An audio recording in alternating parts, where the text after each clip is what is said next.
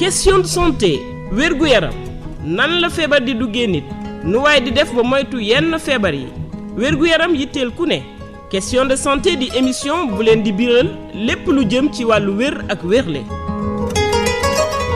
talaata bu jot lu ko dalee ñetti waxtu jàpp ñeenti waxtu Mariama Mané dina dalal ñu seen xam-xam màcc ci wàllu wér ak wérle ngir waxtaanee lu jëm ci fàggu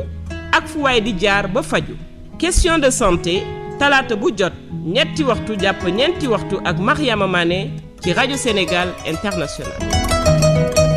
auditeur rajo Sénégal International asalaamaaleykum ku ci nekk ma ngi lay nuyu ci sa tur ak sa sant di leen wax ngeen dal ak jàmm ci seen émission question de santé te nag dañu am mbégte bu mag di dalal chef service maladie infectieuse bu hôpital Fann professeur Moussa Seydi dinañu am waxtaan bu yaatu ci mbirum Covid bi nga xam ne naam mi ngi wàññeeku bu baax fii ci Sénégal mais nag commencé na di jógaat ci yeneen dëkk professeur Seydi maa ngi lay nuyu. maa ngi lay fay Mariama Mané jërëjëf ci invitation bi. voilà ñun ñoo kontaan ñi nga nangoo suñu invitation ndax xam nañ ni am ngeen contrainte de temps bu tar maa ngi lay bàyyi nga nuyonteeg auditeur rajo Sénégal International. salaamaaleykum auditeur rajo Sénégal International. maa fi ñëw di waxtaan ak yéen ci invitation Mariama Mané di am yaakaar ne lépp liñ fi wax moo mun leen amal njëriñ par rapport ak feebar bi. maa ngi bëggoon profité nag pour mën a wax ci ñett professeur médecine yi nga xam ne. dama leen yoree lu bëri mooy professeur Moussa Fafa Cissé mi nga xam ne dafa génn àdduna di wax ñëpp ñu ñuy déglu rek ñoo xam ne nit ku def lu bëri ci faculté de médecine la ku formé nit ñu bëri nekkoon nit ku yaatu nit ku baax di ñaan aussi ñu ñaanal ko bu baax yàlla xaree ko àjjana. amiin. muy professeur Ibrahima Pierre Ndiaye ñëpp xam ko suñu wax neurologie dëgg-dëgg Sénégal moom la kooku it di wax ñëpp ñu ñuy déglu. vraiment ñu ñaanal ko moom it yàlla xaree ko àjjana ñëpp xam nañ ni mu bëggee woon hôpital Fann ni mu bëggee woon médecine ak li mu def ci réew mi. enfin bëggoon naa aussi remercier bu baax le professeur Meïssa Touré. professeur Meïssa Touré nag képp koo xam ne sama génération def nga sa carrière yoral nga ko lu rëy a rëy. professeur Seydi léegi mu def ñaari at bu nga xam ne ñu ngi dund ak Covid 19 bi lu wóor mooy comme sénégalais yi mel ni man xëy na mënuñu woon xalaat ni feebar bi dina yàggee nii. wala dina doon causer ay nit yi nga xam ne ñi bëri ay millions de personnes yi nga xam ne génn nañ ci àdduna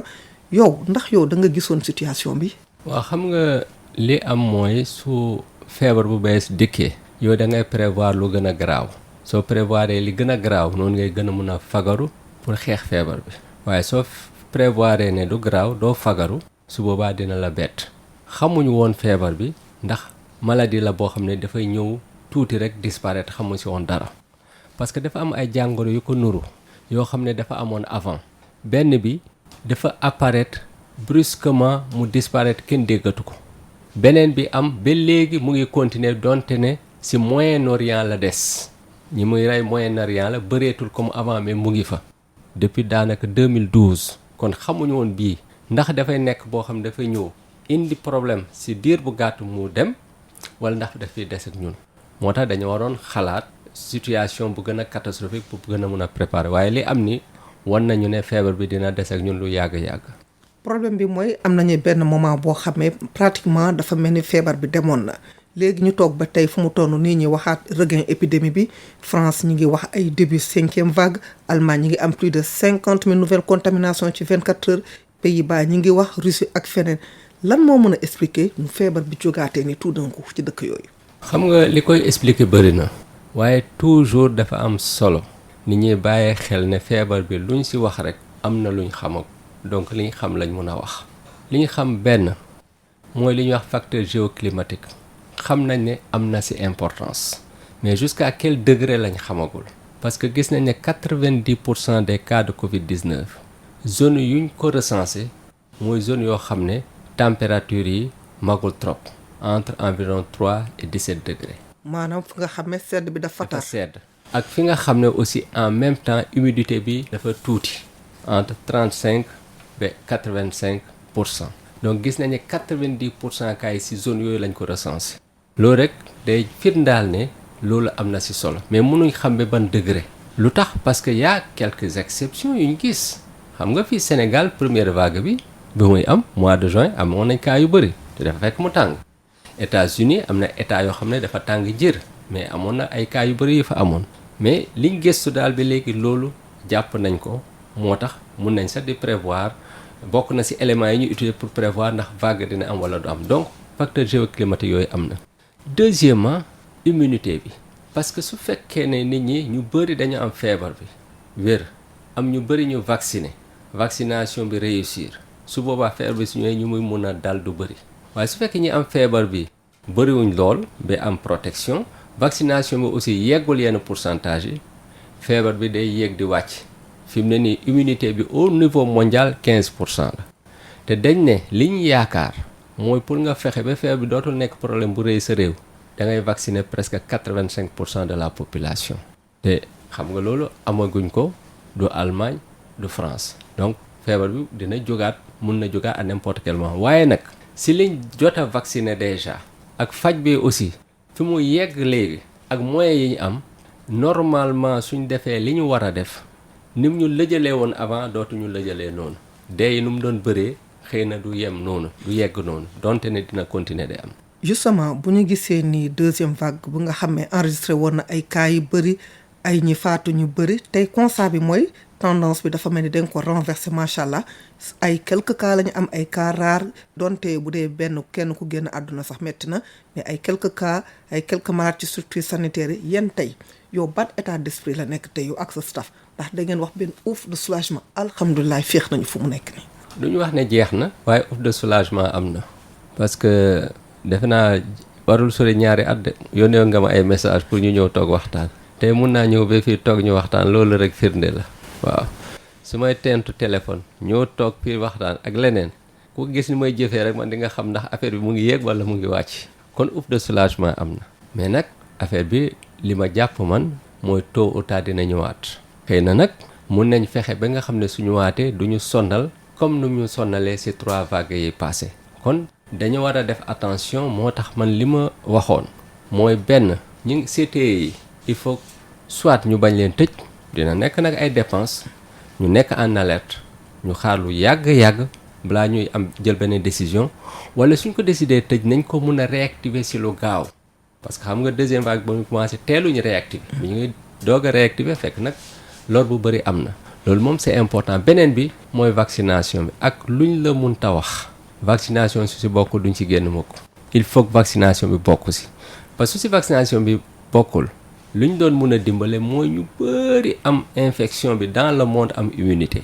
mais su boobaa ñaata nit ñooy dee donc immunité bi nga xam ne vaccin bi daf la koy jox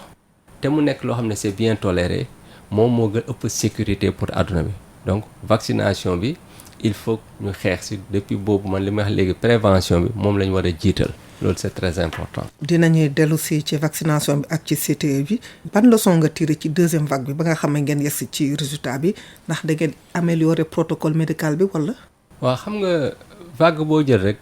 da nga ci tiré leçon yu bëri. waaw d'abord lépp solo mooy premièrement organisation bi fexe ba fépp foo xam ne war na am centre de traitement mu am ko.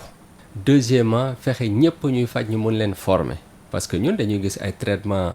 fantaisiste yoo xam ne dañuy bind lu leen neex doo xam sax lu ñuy faj donc loolu il faut ñu jéem a former nit ñi suñu xam naka la ñuy fajee nit ñi defoon nañ ko en large defoon nañ ko pour nit ñu bëri waaye fi mu ne nii ñëpp ay faj clinique privée yi cabinets médicaux yi et cetera même poste de santé yi donc il faut que ñu fexe si wàllu faj bi organiser ko nu waree moyens yi aussi teew ñun Fann am nañ moyens yi xëy na dinañ ñëwaat ci côté boobu mais nag mënu moo wax pour ñeneen donc moyens yi ne teew ensuite éduquer population bi ba nga xam ne ku am signe rek nga teel a ñëw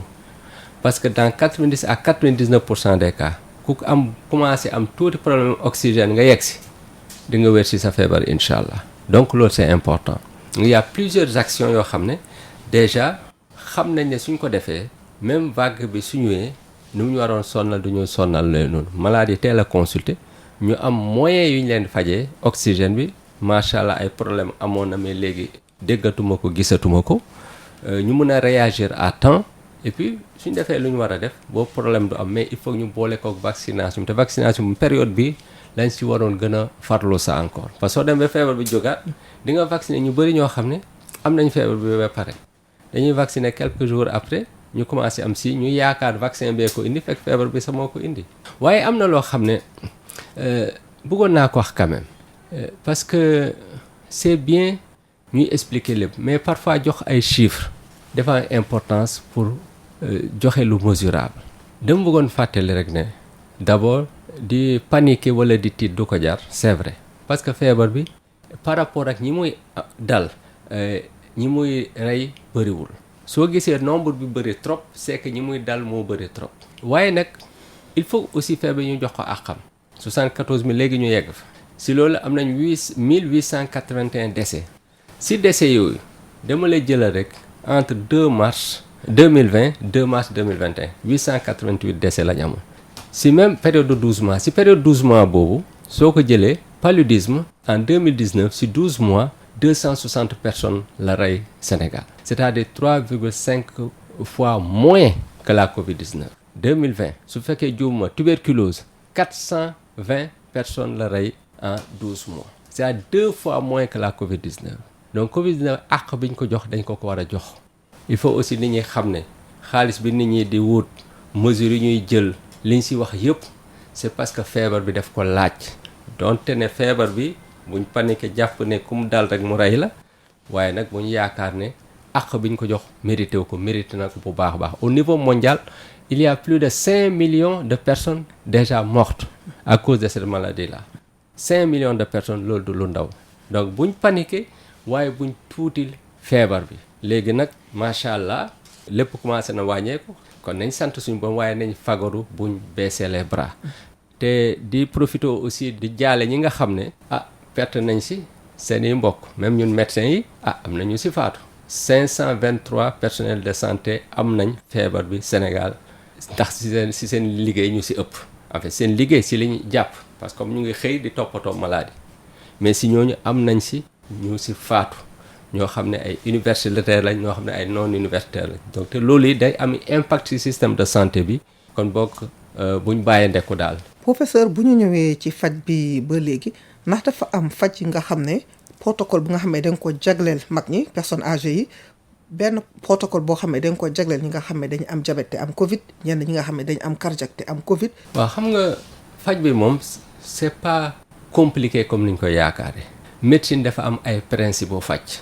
principe yooyu ñun moom lañ appliqué avant ñuy joxe recommandation xam nga dafa am lu ñuy wax traitement symptomatique ku ëmb ak ku ëmbul ak ku mag ak ku ndaw ak yëpp ñoo si yem. exemple te traitement symptomatique boobu moo ëpp importance encore. exemple mooy nooyi bi su nit ki mënul nooyi mais nga defal ko oxygène su fekkee nit ki dafa am par exemple embolie pulmonaire kooku beneen feebar la wala thrombose deret bi di woy si yaram bi am nga anticoagulant yi ko jox. su boppam di métti nga bindal ko garabu bopp bu métti donc y a ce traitement symptomatique. am na traitement boo xam ne complication yi la complication bu ñëw mun na dëkk si jigéen bu wérul ku am diabète wala yu demee na su boobaa kooku it nga faj loolu. am na loo xam ne prévention la prévention bi par exemple ñun commencé woon nañ ko avant ñu siy wax mooy anticoagulant yi parce que dama ne woon malade dañ nekk si espace bu tuuti mënuñ doxantu seen néeg dañ fay nekk 10 jours donc systématiquement daanaka. dañ doon def prévention de troubles thromboemboliques pour deret bi bañ a woy si yaram bi donc ça c'est le traitement symptomatique beneen bi nag selon le terrain nga xool loo war a def exemple ku fekkee diabète daf ko am su fekkoon daf doon jël comprimé sax da ngay bàyyi comprimé yi defal ko insuline ñu def benn protocole ne léegi selon suukar bi ni muy demee nii lañ koy defalee insuline bi te di profité aussi loolu di wax ne am na ñoo xam ne mosuñu am diabète bi ñu amee Covid bi la diabète feeñ seen yaram léegi nag parfois doo xam ba léegi seen nit ñaa ngi gëstu est-ce que dafa amoon diabète bu làqu Covid bi yee ko wala Covid bi si boppam moo indi diabète bi donc loolu da nga koy faj selon le terrain donc selon nit ki li nga xam ne moom lay yëg dafa am protocole boo koy defal te protocole boo si def rek da nga say waxtaan ak spécialiste bi parce que ñun noonu la ñuy liggéey waaw noonu la ñuy liggéey looy liggéey rek. lu mu tuuti milieu universitaire noonu la su fekkee affaire cardiologie dafa am tubaab nga wax ak cardiologue gynécologue am na benn gynécologue boo xam ne bi ñu amee benn femme boo xam ne dafa nekk en état de grossesse amuloon benn complication particulière mais dañoo woo benn gynécologue mu ñëw dugg ci biir xool ko toppatoo ko. kon yeneen spécialiste aussi dañuy intervenir ci prise en charge. ñëpp ku ci soxla day intervenir. am nañ sa malade boo xam ne dafa am Covid mu soxla woon intervention chirurgicale boo xam ne c'était urgent dañ ko yóbbu ñu opérer ko foofu à l'hôpital Fann. donc parce que ki am Covid mun na am leneen su amee leneen ki nga xam ne moo nekk domaine boobu da ngay waxtaan ak moom au début sax pour wax. ñi doon am insuffisance rénale dañ leen doon jël yóbbu leen ba Dantec pour defal leen dialyse après le état du Sénégal joxe les moyens pour que dialyse ñu ko def directement à Fann. bon juste pour wax ne faj bi c'est bien organisé mais si ay principes yu ñu xam bu yàggal lu bees kañ mooy un peu li ñuy wax le traitement spécifique li nga xam ne moom mooy rey virus bi si boppam xëy na loolu su si kaname mun nañ si ñëwaat gën si wax parce que am na yu bees yu si am. pour auditeur u rajo Sénégal International ma ngi leen di fàttali que yéen a ngi suivre seen émission question de santé buy dalal tey chef service maladie infectieuse bu hôpital Fann muy professeur Moussa Seydi. voilà professeur temps d'hospitalisation balaa nekk di wér à peu près ñaata jours lay durer. waaw temps d'hospitalisation ça dépend de la forme su fekkee forme sévère la temps moyen d'hospitalisation c'est 3 semaines. mais léeg-léeg nga am malade am na malade yoo xam ne c'était très grave 1 semaine seen problème réglé ñu génn dem seen yoon c'est des cas qui arrivent parce que ku nekk ak sa yaram am nañ sa cas yoo xam ne def nañ 3 mois hôpital am na koo xam ne faj nañ ko 3 mois mu génn continuer fajam 6 mois këram matul 1 semaine la ma woo ay 74 ans defe naa la am fàtte naa atu exactement la ma woo ne ma maa ngi nii di fêter sama anniversaire te faj bi mu doon def këram bokkoon na ci oxygène daf doon obligé di jël oxygène këram encore pendant 6 mois donc moyenne bi 3 semaines su nekkul loolu moyenne bi en général ñun luñ seetlu faj bi une dizaine de jours lay nekk mais dina am ñoo xam da nga leen di opérer da nga leen di hospitaliser 3 jours nga pare ci ñenn ñi mun na gën a yàgg waaw mais daal nañ def ne 10 jours bëriwul lu koy nit di dépasser su fekkee du cas bu sévère trop su fekkee nag cas bu sévère la en moyenne 3 semaines léegi avant ak léegi bokkul parce que avant comme feebar bi bëriwuloon dañ doon bëgg a protéger communauté bi ku am feebar bi dañ la doon hospitaliser léegi nag duñ leen hospitaliser lu dul mu jar ko dañ leen di faj seen kër li ñuy wax quarantaine pour nit ki bañ a wàll keneen dafa am durée boo xam ne dañ koy jël 10 jours mooy moyenne bi am na nag ñuy def 2 semaines am na ñuy def 1 semaine am na ñuy def 5 jours mais 10 jours mooy moyenne def quarantaine bi à moins que nga mun a def ay tests yu la won ne nit ki amatul virus bi waaw loolu c'est important. dañuy dégg ngeen wax cas grave ngeen ne cas sévère lan moo ko wutale. waaw xam nga terme yi parfois day indi confusion te confusion bi léeg-léeg ñun suñu bopp ñoo koy indi sax parce que wax cas sévère ak cas critique moo gën a leer moo gën a yomb a comprendre mais dans notre langage on a l'habitude de dire cas grave ku nekk léeg-léeg sax nga dem ci sa compréhension cas grave pour ñenn ñi mooy cas sévère cas grave pour ñenn ñi mooy cas critique mais pour man cas sévère képp koo xam ne par exemple du ñooñu rek de am na ñeneen ku soxla oxygène mooy cas de figure bu gën a bëri ku ko soxla rek yow ci cas sévère nga bokk ku ko soxla rek en dehors de quelques exceptions bien sûr pour simplifier parce que bëgguma dem ci ay saturation en oxygène ci loo xam ne auditeurs yi duñ ko comprendre mais en général ku soxla oxygène en règle générale da nga koy boole ci cas sévère cas critique nag mooy yu gën a graaw yoo xam ne day soxla dem réanimation parce que organes yi seen bopp dafa am organes yoo xam ne mënatul fonctionner sans machine def liggéey bu ñu waroon def c'est-à-dire il y a une partie du fonctionnement de l'organisme il y a défaillance dafa am lu ñuy wax défaillance multiviscérale c'est-à-dire xol bi mënatul fonctionner normal il faut que mu am ay drogue yu ñuy utiliser ak yu demee noonu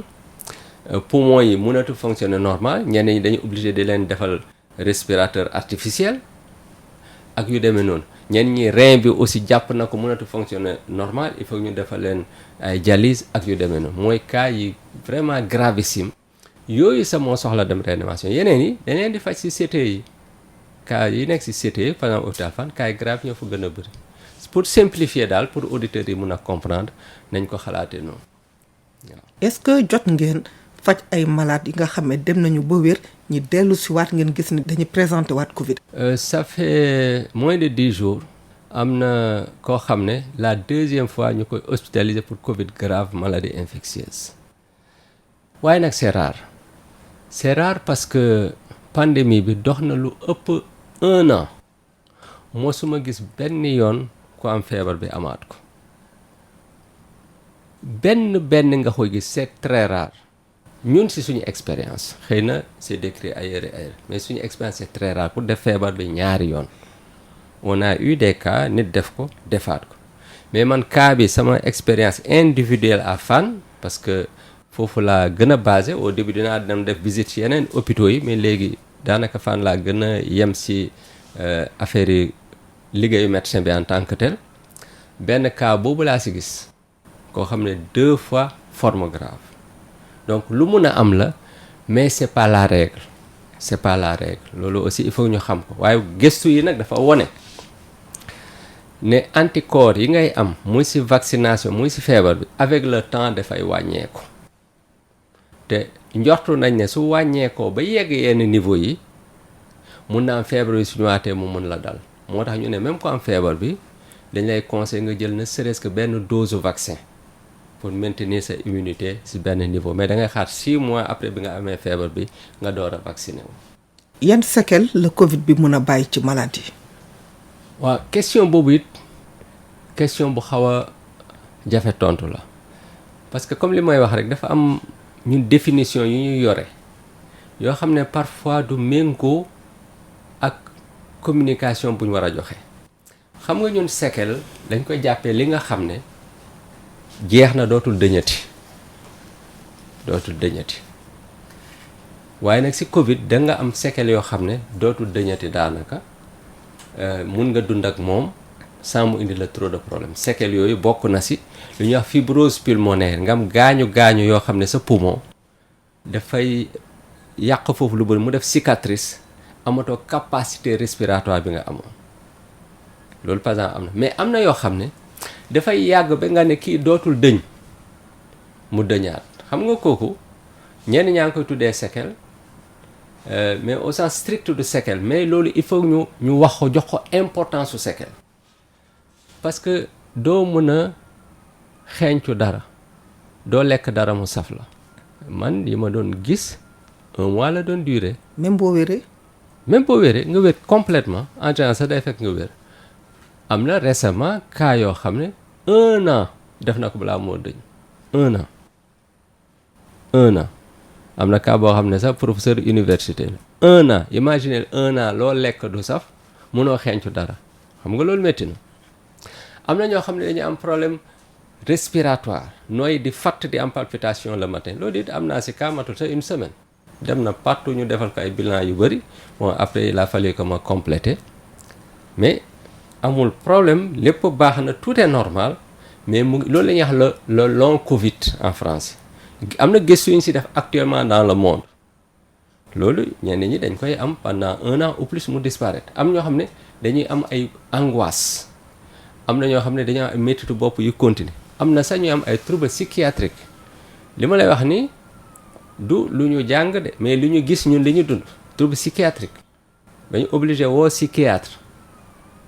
xëy na kooku su fekkoon xamuñoo ne am na Covid dañu jàpp ne malade la bu ñu war a fajee psychiatrique kese am na yu bëri yu demee noonu yoo xam ne ay problème articulaire ak yooyu mais loolu li si ëpp day mujj dëñ li ñu gis ko mais nag yàggaay bi ça peut être handicapant donc loolu yëpp question boobu am na solo parce que loolu day wone aussi importance toujours moytu feebar bi parce que ñu bëri si ñoom dañuy am parfois Covid simple du grave de bu simple am na ñu am grave am na ñu si am simple mais ñu bëri dañu am simple ñu wér si ñooy di leen sonal pendant des mois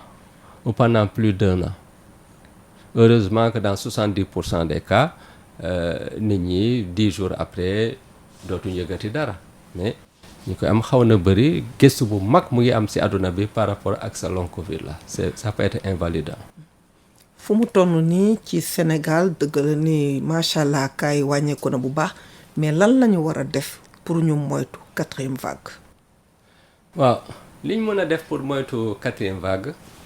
defe naa amul man li may wax luñ mën a def pour 4e vague bi su amee mu bañ a sonnal cas yi bañ a bëri dee yi bañ a bëri hospitalisation bañ a bëri li jiitu mooy vaccination bi dina tax nit ñi am immunité ñu bëri duñu am feebar bi ñi am feebar bi du grave su grave xëy na duñ ci faatu donc vaccination bi ci firndeel bi mu mujjee def communication ministère de la santé Touba Diourbel Mbacké données SAMU national ma ci profito de remercier le professeur Bey un ami un collaborateur données yi ma jox dafa wane ne foofu ci ñi dee ñëpp amuloon kenn ku ci faatu fekk vacciné woon na cas sévères yi ñi ci ñuy vacciné c'était presque 1% aux environs de 1%. Donnée principale aussi di profiter aussi de remercier colonel Papa Samba Ba ak Moustapha Diop yi fa nekk wone ne c'était vraiment 3 personnes su ma juumul 3 personnes ñoo fa amoon cas sévère sur si ñu vacciné sur des centaines de patients. Hôpital Fann la même chose plus de 300 patients ñi ci amoon cas sévère tuuti la te xam nga les chiffres de Dakar c'est partiel parce que chiffres nationaux yi ministère moo ko mën a joxe. xam nga vaccination couverture vaccinale Dakar c'est 21%. donc su fekkoon si ñu hospitalisé dina 21% lañ si hospitalisé ñu vacciné xam nga tuuti na par rapport ak 79% mais su boobaa ça veut dire que vaccin bi amul njëriñ. mais soo amee 21% nga jël par exemple actuellement ni moment bi may wax yow à Fann cas sévères yi chez les vaccinés c'est aux environs de 3%. donc ça veut dire que vaccin bi am na njëriñ que li may wax rek c'est pratiquement une pandémie qui concerne les non vaccinés. si 43 décès yi ñu mujjee recensé 43 décès benn nit moo si nekk ku vacciné kenn sur 43 décès. donc vaccin bi am na njëriñ il faut que ñu loolu dinañu dimbal beneen bi mooy loo xam ne ñaanuñ ko woon yàlla mais soo demee fu mel ni Ziguinchor nga xam ne feebar bi law na prévalence bi nuru na xëy na mun na am mu élevé su fekkee ñu bëri feebar nañ am anticorps vaccin yi am aussi ñooñu boole population boobu ñu mat 85% wala 90% mun na am feebar bi xëy na du leen sonna trop mais vaccination bi moo jiitu. deuxièmement mooy li ma doon wax faj yi c'est très efficace le traitement c'est très efficace. dans 90 à 99% des cas su nit ki teelee consulter ba pare ñu defal ko soins yu ñu ko war a defal parce que il faut que ñu wax loolu bu ñu wax rek nit ki teel na consulter mais est-ce que ñun def nañ lu ñu war a def suñu defee lu ñu war a def dans 90 à 99% des cas malade bi dañ koy sauver. troisième élément mooy les mesures yi ñu doon def les gestes barrières comme ni ñu ko waxee wala mesures yi ñu jëloon am na yoo xam ne war dañ ko war a continuer appliquer. hygiène des mains day aar ci feebar yu bëri kooku kenn waratu ko arrêter. masque war nañ ko ne di ko sol mais il faut que ñu xam ne communication parfois day jafe doo mun a guddal ngay doxantu nii ci mbedd mi rek yow kese sol masque amul benn intérêt ngay dem entraînement di daw di sol masque c'est même dangereux yaa ngi dégg donc sol masque c'est important par principe mais munoo détailler fi nga xam ne foofu la obligatoire ak foofu obligatoire am na pays yoo xam ne kuy doxantu ci mbedd sax dañ lay jàpp di la indil problème soo solul masque mais parfois dañ koy def parce que explication yu bëri yooyu day compliqué dans la communauté comme ça ñu généraliser rek ñi war a sol ñi warul sol parce que nag lu tax may leeral loolu nit ñi dañoo commencé sonn ci sol masque bi comme ñu ngi commencé sonn il faut que mu am dérogation yoo xam ne xam nañ ne fii suñ ko ci sol amul problème soo naree sonn soo nekkee distanciation am na yaa ki ngay waxal suriwaate na nga mun nga bañ a sol masque su ngeen def réunion ngeen préférer ubbi ay fenêtre ak yooyu def ko en milieu un peu ouvert kooku aussi dina wàññi infection bi et cetera mais nag fu ñu war a sol masque ñu sol ko foo xam ne nit ñi bëri nañ fa distanciation amul te nar nañ fa yàgg ak fu tëju waaw fi nga xam ne aussi dafa bëri ay dugg génn lu mel ni ay supermarché ak yooyu ñu sol masque loolu moom mesure yooyu il faut ñu def ko même suñ koy assouplir buñ ko bàyyi carrément. beneen exemple bu may joxe mooy joxe loxo nii. dinaa leen wax benn expérience bu ma dund bu ma demee Colorado ñoom dañ ne États-Unis dañ ne CDC même su fekkee da nga vacciné da ngay sol masque Colorado ma dem nit ñi duñ sol masque dañuy nuyuwante ak lépp. parce que dañuy vacciné ba pare. dañu vacciné ñi si 3 pays yi gën a vacciné état yu gën a vacciné États-Unis lañ bokk. soo demee magasin dañ lay wax ne soo vacciné wul nga sol masque soo vacciné sax dañ lay wax bul sol masque donc ñu alléger les mesures pour ñi vacciner kon ku ma jox loxo foofu pendant 4-5 jours du ma jël sa loxo de ñoom ñëpp ay personnalité ma ne mais waaw yow nga ñëw réewu jàmbur ba pare et puis lan mooy pexe bi ma xalaatee tuuti lan laa def yore sama gel rek sama poche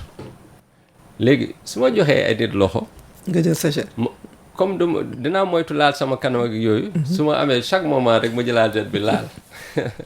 donc avec le temps. il y a des mesures yoo xam ne il faut ñu adapter masque dañ lay wax masque soo ko solee benn yoon soo ko xasee dindi rek sànni ko waroo ko solaat loolu mooy règle bi mais soo demee ba nga xam ne yow vraiment amoo benn élément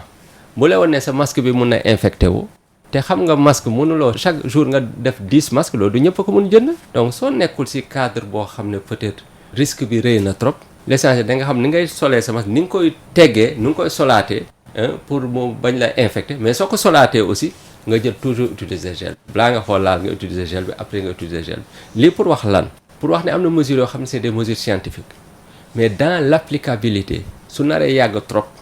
il faut mu am noo koy assouplir sinon day décimer ñu mujj bàyyi lépp voilà loolu c'est important kon ñu continuer ces gestes de barrière mais avec un peu de discernement ak fu ñu koy gën a teengale ak foo xam ne jarul teengal. wax nga sànq njëriñ bu ñàkk bi am mais nee nañu immunité bi dafay diminuer ak le temps léegi est-ce que fu ñu toll nii une 3e dose de vaccin s'impose. 3e dose dafa war a am benn dose 2e dose dafa war a am te loolu warul jaaxal kenn parce que suñ ne la feebar bi avec le temps anticorps yi day wàññeeku mais nag yàlla def na ne ñi ko am yëpp. ñi ci ëpp ci jàng yi ñu gis dina durer plus d'1 an nga am anticorps en protection il y a quelques cas comme lu mu la wax ñuy def ay formes graves vaccin bi aussi en général c'est dina commencer wàññeeku mais ay 6e mois lay gën a commencer wàññeeku yenn vaccin yi day diminuer de 50% taux d'anticorps yi yenn de 80 et quelques %. loo xam ne sa taux de protection day wàññeeku di dem c'est logique. nga xalaat ne xëy na dina soxla rappel mais li ëpp solo du loolu pour ñun médecin xam nga ñun médecin li ñuy gis daf ñu amal importance c'est-à-dire tey dara mun na évident ni ci théorie mais dañuy xool dans la pratique xam nga israélien dama leen di citer souvent parce que vraiment dañoo def liggéey bu rafet ci mbiru Covid-19 vraiment wane nañ seen bopp ci feebar bi def nañ benn étude boo xam ne dañ ko publier ci Lancet ci journaux yu gën a mag ci àdduna bi alors ñoom étude boobu ñu def ils ont trouvé que ñi am 3e dose ñi ci faatu nombre bi c'était 10 fois moins important que ñi yemoon ci 2 doses bi ils ont pris des gens qui ont pris juste 2 doses ñi nga xam ne dañoo jël 2 doses ak ñi nga xam ne dañoo jël 3 doses donc différence bu am mu nekk loo xam ne scientifique bu nekk mun nga ko xool am na yeneen ak yeneen donc te soo liiree étude scientifique rek yow su fekkee ci science scientifique nga di nga xam lii li ñuy wax yenu na maanaa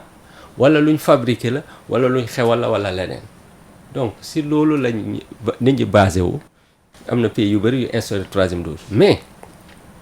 foo xam ne man laa bëgg ñun ñu xalaat xam nga Israël par exemple 3e dose ñëpp ñuy jël vaccin dañuy jël 3e dose ñoom loolu lañ décidé am na fu mu baaxee ci kaw wàññi transmission parce que day wàññi transmission bi bon fexe aussi immunité collective bi am feer bañ am problème loolu mun na nekk mais ñun est-ce que war nañ def loolu foofu nag man laay poser question foofu la scientifique africains yi war a xool ñoom lan lañ war a def ci côté boobu parce que loo xam ne amul werante mooy ñi nga xam ne mag lañ ñi nga xam ne dañoo am ay feebar yu mel ni ay diabète ñi am facteur de risque de décès de cas grave ñoom moom dañu war a am 3e dose ñi nga xam dañuy liggéey dans le milieu de la santé aussi xëy na mën nañ leen ci boole loolu man pour man sama xalaat mooy loolu waruñ ko werante fii mais nag est-ce que dañuy def comme européens yi comme français ak ñeneen loolu moom question la boo xam ne il faut nit ñi toog waxtaanaat ko parce que du lu baax ci ñoom toujours mooy baax ci ñun di leeral foofu aussi OMS bu nangul 3e dose ba léegi pour ñoom gisuñ nécessité bi waaye OMS kuréel bu mag la vraiment su fi OMS nekk loolu mbir mi gën a métti def nañ liggéey bu rafet et tout ay experts lañ mais il faut ñu xam ne organisation bi aussi dafa am loo xam ne daf koy tenir en considération OMS su ne def leen 3e dose te mu gis ne africains yi amuñ vaccin 2 doses yi sax mënuñ ko matal conseil boobu ban njëriñ lay am benn njëriñ léeg-léeg OMS conseil ay traitement yoo xam ne xëy na du traitement yu gën pour ñun mais loolu la xam ne ñun lañ mun a am mënuñu conseil loo xam ne mënuñ ko def voilà donc argument yooyu mun nañ comprendre ci argument yooyu lu tax OMS xaar bien que y a d'autres données ñoom scientifiquement ni ñu ko étudier moo tax pour l'instant dañoo xaw a réticent ci loolu pour l'instant mais gëm naa ne tôt ou tard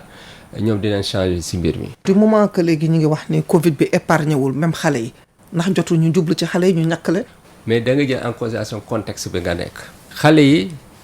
ñu ñàkk leen man gëm naa ne lu mel ni États-Unis lu mel ni France ak feneen kenn du werante ne pour man lu baax la. parce que ñoom lay gën a sonal ñoom lay gën a rey 90% des cas de Covid-19 dans le monde fi ñu leen recensé mooy fi nga xam ne température bi dafa sedd fu sedd ba pare humidité bi wàcc loolu nag si ñoom la gën a correspondre léegi est-ce que ñun dañ ko war a def priorité loolu question la boo xam ne it il faut que pédiatre yi toog infectiologue toog santé publique toog ak les décideurs rek yëpp ñu xool parce que dafa am argument yu bëri yoo xam ne da nga ko war a teg sur la table parfois sax argument financier da nga ko teg sur la table moo tax traitement Covid boobu molnupiravir boobu ñu wax bi ñu waxee li muy jar ma ne pour man bépp président bu am tuuti xalaat su fekkee njëg boobu nga koy jëndee doo ko jënd amul benn sens pour ñun mais européen dañ ko commandé sax fekk pareegul donc loolu dafay laaj xalaat dafay laaj discussion pour loolu pour man par rapport ak suñuy contexte lu décision bu ñu mun a jël nii rek waaw man laa ko gisee. yéen a ñu suivre seen émission question de santé muy dalal chef service maladie infectieuse bu hôpital Fann professeur Moussa Seydi professeur bu ñuy wax ci structure de prise en charge bu Covid bi amee dañuy ériger ay CTE un peu partout fii ci dëkk bi fu mu nekk nii da nga ne CTE yi waruñu leen tëj bien que feebar bi mi ngi wàññeeku lan mooy spécificité CTE yi. sama xalaat mooy soit waruñ ko tëj parce que xamuñ kañ lay mbir yi di jógaat wala suñ ko tëjee su problème amee ñu teel ko réactiver malheureusement su ma xoolee 2e vague bi réactivation bi toog nañ 2 mois bi mbir bi commencé yeeg pour ñu door ko tëj ci diggante bi ñu bëri faatu si donc réactivité boobu moo gën a tax man ma nekk pour ñu bañ ko tëj mais su fekkee ne léegi dem na ñun ba gis ne xëy na suñ ko tëjee dans la journée ou dans les 2 jours dans les 3 jours mun nañ tëj lépp ah su boobaa xëy na mun nañ tëj après ñu tëjwaat ko mais li ma jublu si loolu rek mooy ne jeex na régler lépp raxasu nag léegi toog di xaar mbir bi ñëw bés bu nekk nga am fukki malade yuy woote comme ni mu doon amee avant bien que loolu yàlla musal na ci léegi fukki malade wala soxla lii avec oxygène ay médecin wala SAMU wala fekk yow amuloo benn lal bu libre wala benn lal nga am SAMU obligé jël ay malade téye leen fa pendant toute une journée di leen jox oxygène xam nga problème yëpp yooyu ñu amoon laay bañ mu dalaat mais su boobaa nag ministère de la santé ñoom seeni technicien mun nañ évaluer xool li ñuy wax rapport coût efficacité est-ce que ñu bàyyi ko noonu bañ ko tëj man loolu sécurité la pour man mais xam nga xaalis bi du man maa koy génne donc ñi nga xam ne ñoo gérer xaalis bi ñoom ñooy xool est-ce que loolu mun a nekk la ou pas wala ñu tëj ko mais ñu am un système boo xam ne lu nekk di xool di recruter kan et cetera yu demee noonu déedéet fekk suñu soxla am na ñoo xam ne identifier nañ ne immédiatement ñu jóg liggéey sans nag mu am impact ci yeneen maladies yi ñuy faj parce que su fekkee da ngay jël service bu nekk nga vider ko complètement service boobu dootul doxati normal alors qu'il y a des étudiants en médecine il y a des spécialistes il y a d'autres médecins qui peuvent travailler ça va poser un problème donc si loolu rek laa li am solo ci sama proposition bu ñu yàccaaral tëdd di nelaw parce que rek mbir yi wàcc na man loolu mooy li ma bëgg a wax foofu waaw. gis nañ ni sax jëloon ngeen ay doctorants ay étudiants doctorants pour ñu liggéey ci CTE yi ñoom ban rôle la ñu joué ci CTE ci dispositif bi. gis nga doctorants yooyu les étudiants en médecine sont très responsables loolu moom bëgg naa nit ñi xam ko dinaa la wax sa benn mbir gis nga ñun suñuy étudiants 4e année de médecine dañuy def visite ñu dénk leen ay malade ñuy liggéey ak seen i aînés suñu gisee malade bi amul lu mu jëndee garab ñoom dañuy cotiser jënd garab ñëw faj ko ils sont très responsables donc 7e année ñun dañ leen former gis ngeen bi ñu leen former li médecin spécialiste yi doon liggéey di ko def ci Covid bi moom lañ doon def donc ñooñu jàpp ñoom presque ñoom ñoo nekkoon Diamniadio maa ngi fa envoyé woon sama benn collègue docteur Ndeye Maguette Fall moom ma fa doon jiite donc étudiants en médecine yooyu ñun médecin li ñuy liggéey dañ leen di former ñu liggéey la même chose formation bi nag c'était dañoo am méthode bu simple mooy lu ñuy wax méthode de l'immersion dañ lay yóbbu ci benn CTE nga nekk fa quelques jours di xool li ñuy fajee dugg def visite et tout nga gis en pratique ensuite lu ñuy wax le mentoring c'est-à-dire yow da ngay nekk en contact ak sa benn aîné boo xam ne foo am jafe-jafe rek nga woo ko mu wax la defal nii donc étudiant en médecine def nañ liggéey bu am solo ci Covid bi te ma profité ci loolu vraiment di leen féliciter bu baax a baax ci loolu. da nga mettre sur pied benn centre bu moderne foofu hôpital Fann lan mooy capacité d'accueil centre bi. waaw su ma dindee les chambres à pression négative 70 chambres ñoo fa nekk xam nga centre bi am na yoo xam ne xëy na sax su ma ko waxee dinañ wax damay ëppal waaye dama naan toujours li may gënal rek mooy nit ñi ñëw xool su ñëwee xool dinañ xam ne li may remercier chef de l'État tuuti na par rapport ak li ma defal dinañ xam loolu gis nga chambre boo ci dugg équipement complet am na arrivée d'oxygène tout ce qui concerne les flux médicaux am na fa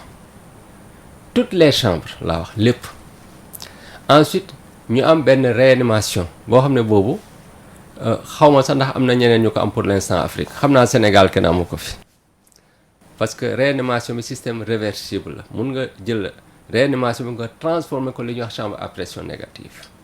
ñu am 2 chambres à pression négative loolu hôpitaux yi gën a mag aux États-Unis en France duñ ci am lu ëpp ñaar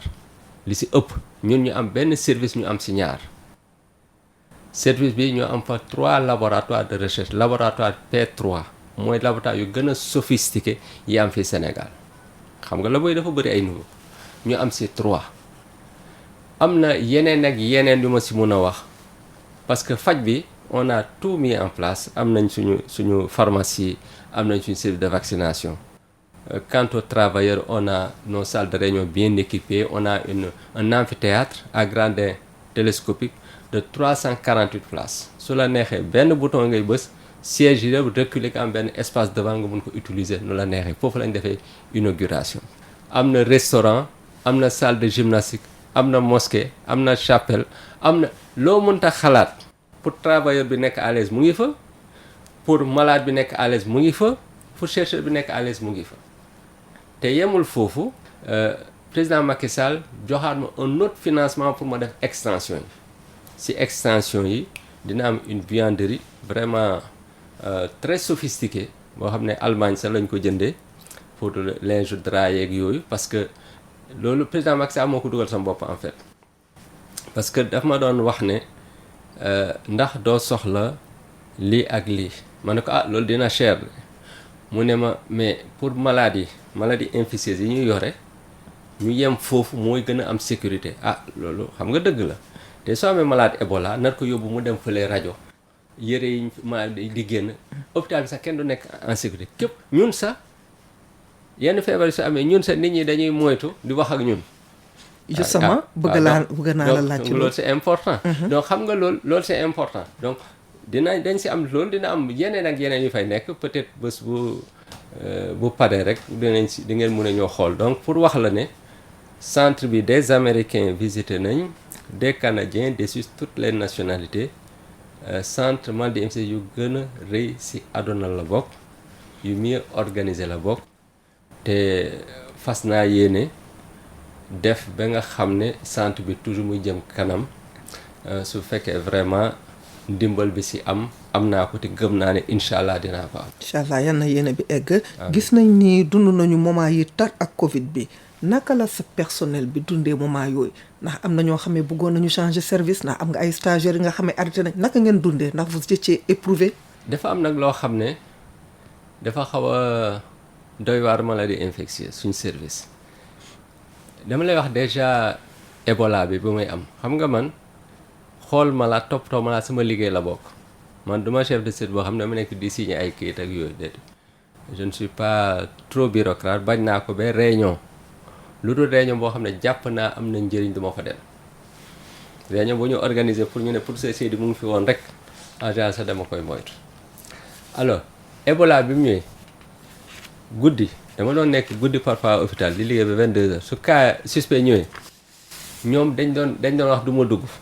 naa leen ñoom dañuy xëccoo pour dugg toppatoo malade bi moo suma am problème boobu. Covid bu mu amee ñëpp a jàppoon ne dañ si war a liggéey awma kenn la wax koo xam ne nee na dafay changer service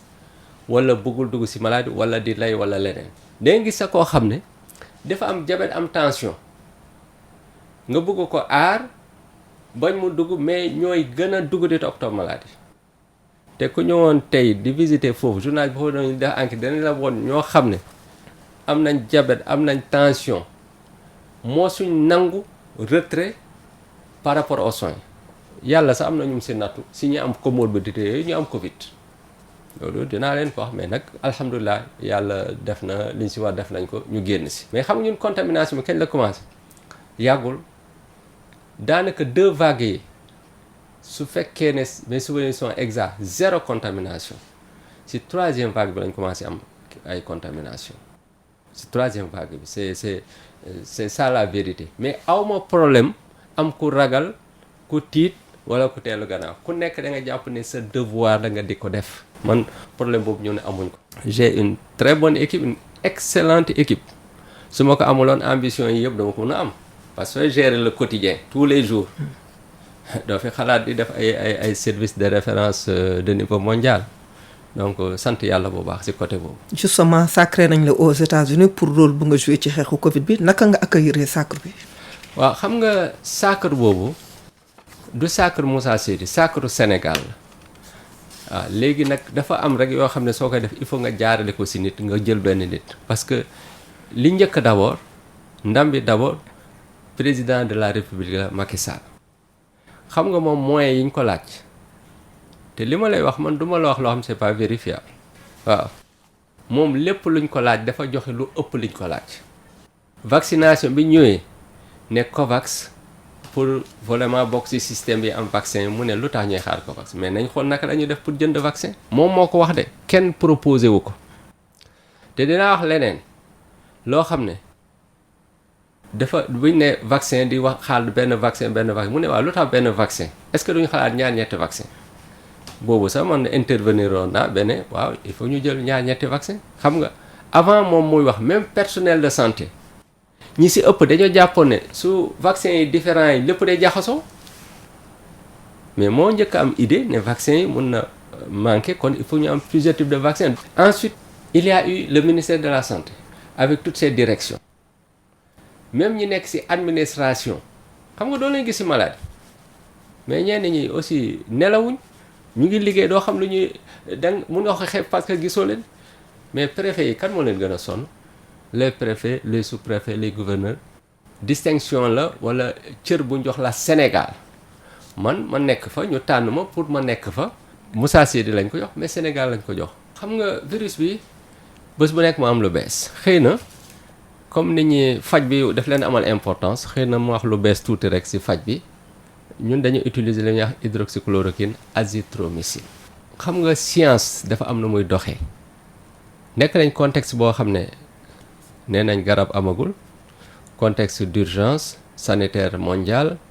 hydroxychloroquine azithromycine ñu ne day agir ci virus bi au laboratoire loolu kenn weddiwu ko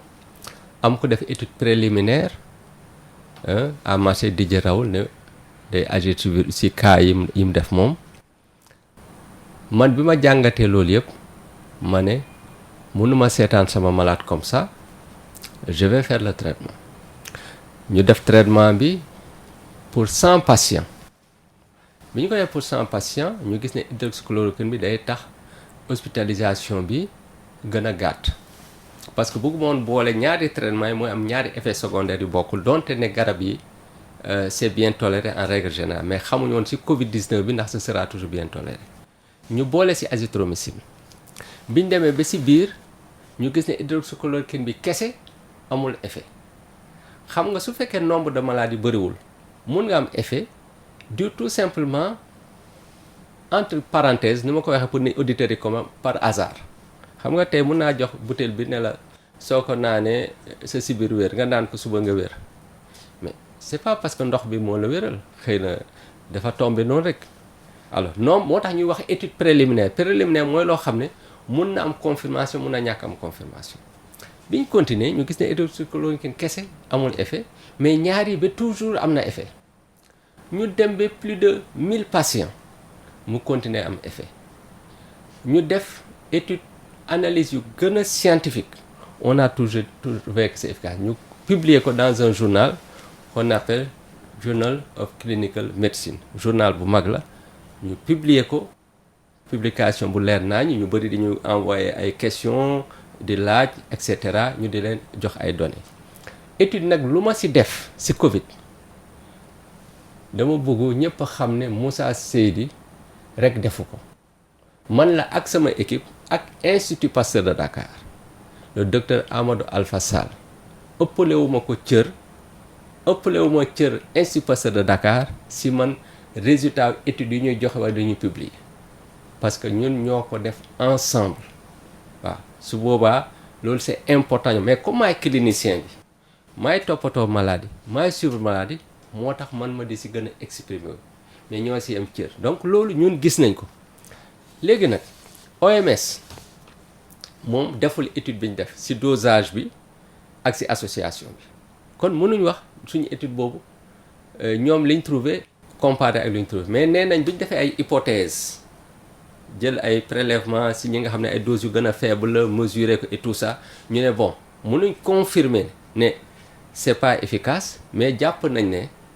soit c'est pas efficace wala c'est peu efficace mais ñun liñ gis ñun moom lañ appliqué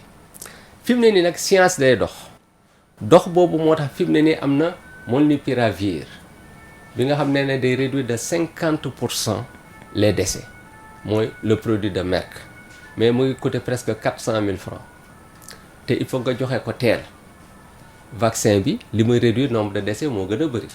donc nga utiliser vaccin bi moo gën parce que 20 000 patients rek 8 milliards nga si nar a dépenser xam nga loolu amul sens. ensuite nit ki su commencé feebar rek nga faj ko presque da nga koy wéral dans 90 à 99% des cas mais suñ ko wàññee su boobaa day am solo ñu jël ko te suñ ko jëlee su boobaa man moom laay préféré si hydroxychloroquine azithromycine parce que benn comprimé suba la benn ngoon alors que bële da ngay jël ñaar suba ñaar midi ñaar ngoon ci suñ protocole si hydroxychloroquine bi azithromycine nga jël benn comprimé par jour pendant 3 jours donc puis tu as beaucoup moins de comprimés te hydroxychloroquine bi ñun dañuy wax nit ñi nga def ECG avant pendant ak après moo tax amuñu woon benn problème cardiovasculaire vraiment bu am solo on n'a pas eu de problème majeur donc loolu mun na nekk loo xam ne mun nañ changer ñoo foofu mais ñooñu it am na ñeneen ñuy wax Pfizer ñu def beneen molécule boo xam ne day wàññi décès de 89% xam nga ñooñu suñ génnee dañuy dépasser bi ñu ñëw dem si ba science noonu la war a doxee donc pour wax la ne si traitement yi mu ngi am lu bees si vaccin bi y a beaucoup de vaccins yu ñuy étudier ba am na vaccin boo xam ne sax israélien ñu koy étudier par voie orale xaw ma ndax dina yegg ou pas boo xam ne da nga koy wan xam nga loolu moo doon gën a yomb xam nga kooku gëstu boobu su yeggee suñ si amee liñ si bëgg mais yii yëpp dañ koy fàtte ji xamuñ nag ndax dina yegg ou pas parce que science da ngay gëstu mais ñooñu mun nañ si yegg parce que insuline soo ko naanee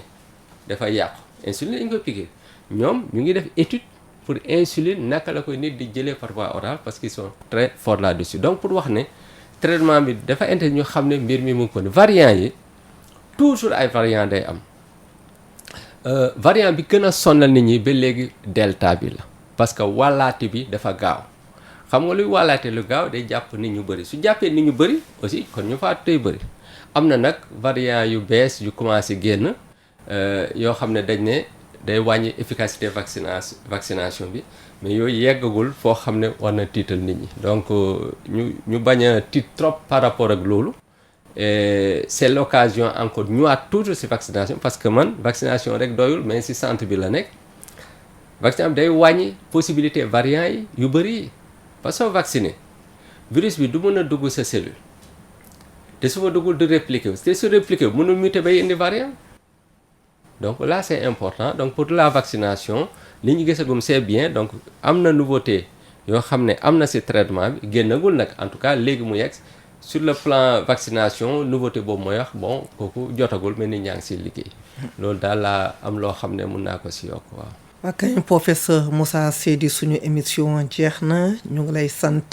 di la gërëm auditeur rajo Sénégal International yéen tamit ñu ngi leen di sant di leen di gërëm di sant suñu technicien Mariane Ndiaye Matar Diouf di sant suñu naataango Alpha Seydi nga xam ne jàpp na bu baax pour émission bi ñuy teel ko mën a am merci beaucoup professeur auditeurs yi ñu ngi leen di jox rendez-vous fi la 15 jours incha allah. merci beaucoup Mariama merci auditeurs yi et puis di leen sant yéen ñëpp ci seen liggéey bu rafet.